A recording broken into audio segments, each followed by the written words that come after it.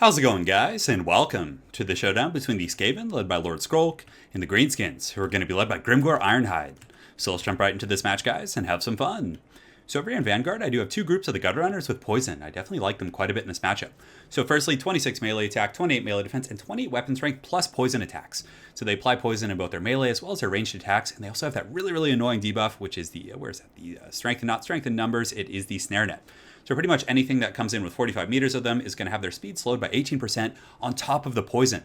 So you can see a very fast unit right here in the Goblin Wolf Chariots who has, 92 speed, is probably, honestly, with all of those debuffs and the poison, going to get brought down to like 54 movement speed, if I'm not mistaken. So very tough to catch these guys, and even if the Greenskins have troops that can catch them, like Goblin Wolf Riders or even these Chariots, they should be able to hold pretty well in melee. So I like them as kind of a counter-skirmishing unit.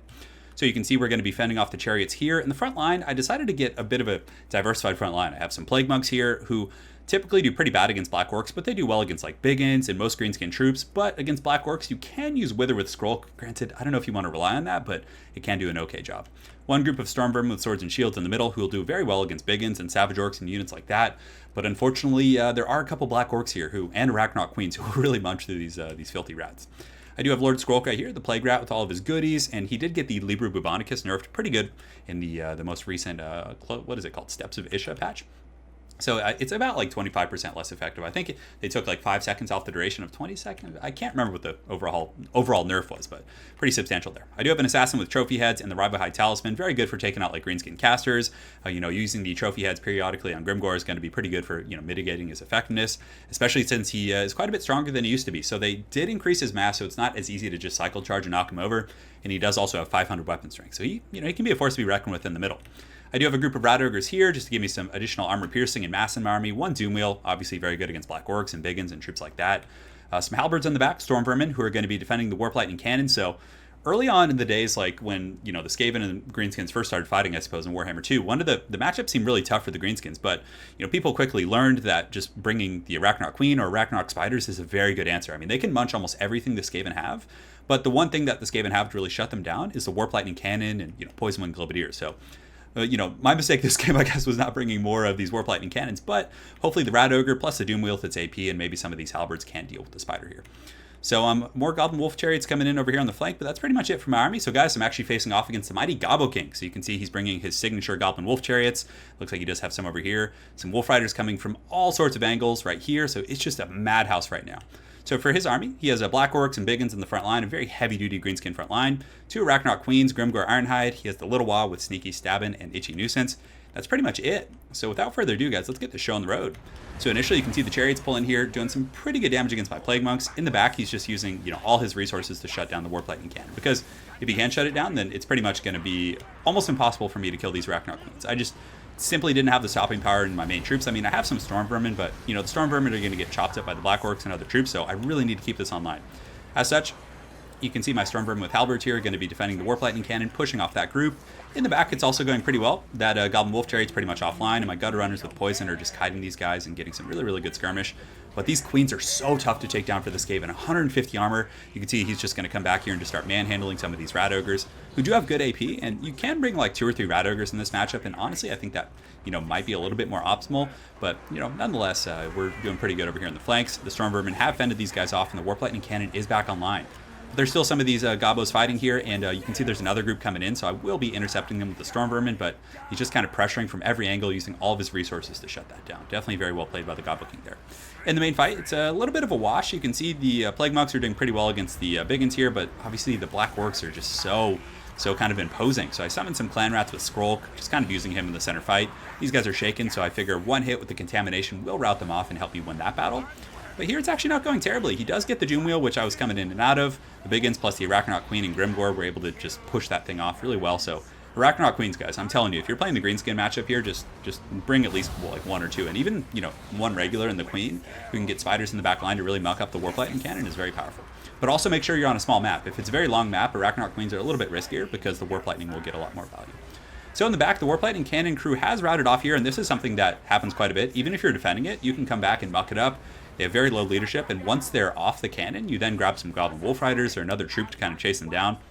But we're getting a lot of damage on this queen. You can see the Storm Vermin with the halberds are anti-large, and these Rat Ogres are kind of chipping it down right here. And I do also have my Gutter Runners with poison, who I've been using to try and fend off the Goblin Wolfriders. So I was coming back here, I was like, oh no, I need to save this crew, get them back on that cannon, because if I can get them back online, we'll be in pretty good shape. But it looks like they're just going to probably start shattering here in a moment once they take a little bit more damage. So I probably will get these Goblin Wolfriders with my Gutter Runners and whatnot, but a very worthwhile investment for the mighty Gobbo King. In the front line, it's going okay, actually. The Arachnoid Queen's pretty beat up. Bounce of Power is dead even, but GRIMGOR is still in good health, so I'm doing a bit of a tactical retreat right now. I wanted to get back to the cover of my Gutter Runners and other troops. Over here, it's going okay, too. Wolf Chariots are offline. The Arachnoid Queen is in okay health, but that's still a ton of HP. 2.9 right here, and then 4.2 right there. So I have a bit of a Skaven blob, but Storm Vermin, you know, they can do well, but they do have leadership issues. I mean, their leadership is good by Skaven standards, but with GRIMGOR, like, chopping through and the Arachnoid Queen, plus a ton of Black Orcs, like, these 48 Black Orcs are just going to make mincemeat of my Skaven troops here, so it's definitely pretty tricky. I still have Gutter Runners, who are good in melee, can apply poison. I'm just using the last of my Shurikens just to whittle these queens down, because I knew that was what I really needed to take out there, but the biggest folly was letting the Warp Lightning Cannon go. Probably should have, like, sat it a little further back and just stood the halberds right on top of it, but regardless, if you slam enough, like, cav into it, the crew has such terrible leadership that they'll usually rout off, but I would say that was one of the sloppier points of the game that really, really was bad. And you can see the bounce power starting to go in favor of the Gobbo King. We are getting these Arachnoid Queens down, though. So the Assassin, I did pop the Concealment Bomb, and I'm going to be sending him back in to try and make a bit of a difference and help out these Storm Vermin, who are doing their best, but they're still biggins here. There's a bunch of Black Orcs. There's 45 right here, but GRIMGOR's actually getting a little bit low. You can see GRIMGOR is at about 2,000 HP. You know, I was able to get Libra Bubonicus, but the double Arachnoid Queen, just with that Mass Terror, is going to be pushing through. I do get the Doom Wheel back. So the Doom Wheel comes in riding dirty against these Black Orcs, and I do have Rat Ogres coming in as well, so I could potentially turn around this fight right here against these Black Orcs, and you can see they're starting to get punted pretty hard. But the double Queen, when the Skaven leadership starts to go, like, had Skrulk maybe survived and not taken that damage there in that initial pocket, I was really trying to goon GRIMGOR, using the Libra Bubonicus and Blades of Putrefaction to get the poison on him. But he was very durable, and, you know, he was able to survive and get the Arachnoid Queens over to really just punish Skrulk. And, you know, I do have a lot of troops left, if you look. I mean, I have a fair amount here. I have some Storm Vermin, I have these Gutter Runners and whatnot, but without my leadership, I don't know if the Skaven troops are going to be able to stand up to these Arachnoid Queens. So let's go ahead and do a little fast forwarding here. So just kind of kiting and fighting, doing some engagement, re-engaging my troops. You can see Lord Skrulk over here is going to be getting his forces back, and the bounce of power just keeps going up and back towards the middle. Just an extremely wild game. You can see my Gutter Runners over here getting a pretty good engagement on these, you know, shaken Black Orcs. And like I said, they're not pushovers in melee, and, you know, consider the model count here. There's like 62 of them left just working on 32 Black Orcs, so they could potentially do pretty well.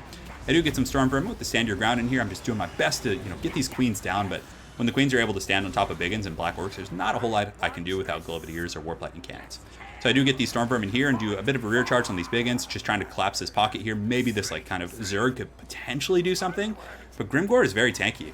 You know, he has relatively low melee defense, but still 115 armor, and I don't think I have a ton of AP troops left other than some very tattered Storm Vermin. So Skrulk is just having to squeal right now. The Gobbo King's on the hunt. You can see the Arachnoid Queen's coming around with her 47 speed, not able to catch the Rat Master as he does kind of squeak away. And some Storm Vermin with halberds coming back here, but Warp Lightning Cannon crew is nowhere to be seen, unfortunately. And that's really what I needed to kind of give me the extra punch to, you know, clinch this game. But unfortunately, Gobbo King was able to do a really good job, like, just staying on my cannon crew. I mean, he probably had to invest like 1,200 to 1,500 resources worth of skirmish units and chariots and cav. But ultimately, it paid off because it then counterbalanced the nature of my army so much that I didn't really have, like, substantial answers to the Arachnoid Queens. I do get this one pretty low, though. I think Skrulk was able to, I think I used a Libra Bubonicus, my second charge on it, but, you know, the Rat Man's probably going to get hunted here, and the other Arachnoid Queen should be able to shatter the last of my forces. I mean, I still have an Assassin and some Storm Vermin here, but really GRIMGOR and the two Spiders are pretty much in perfect health here. So very well played to the Gobbo King. It was a great game, and, you know, just truly a testament to how powerful those Arachnoid Queens can be. But also on top of that, he had impeccable micro getting the Wolf Riders, and I really like the Moon Howlers. That was kind of a cool niche pick because they caused the fear. So he was able to use their extra fear to rout off my cannon crew, which has, like, I think like 20 or 30 leadership. So that was a really cool, like, niche way to use it. But the Black Orcs and the Biggins in the front did well. It was a bit of an even fight, as you guys saw. The Doom Wheel and all those guys were kind of trading tit for tat, but really the X factors were the Arachnoid Spiders, and of course GRIMGOR was pretty solid as well. Like, he was a force in the middle, and he was chopping my units down and really getting through some of those Storm Vermin and the halberds and all that. So I like seeing him in action.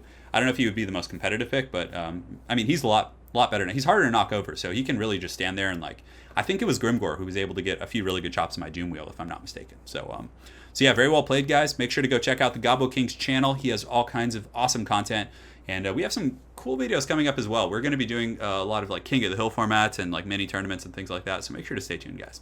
So thanks again for watching, guys. Have an excellent night and take care.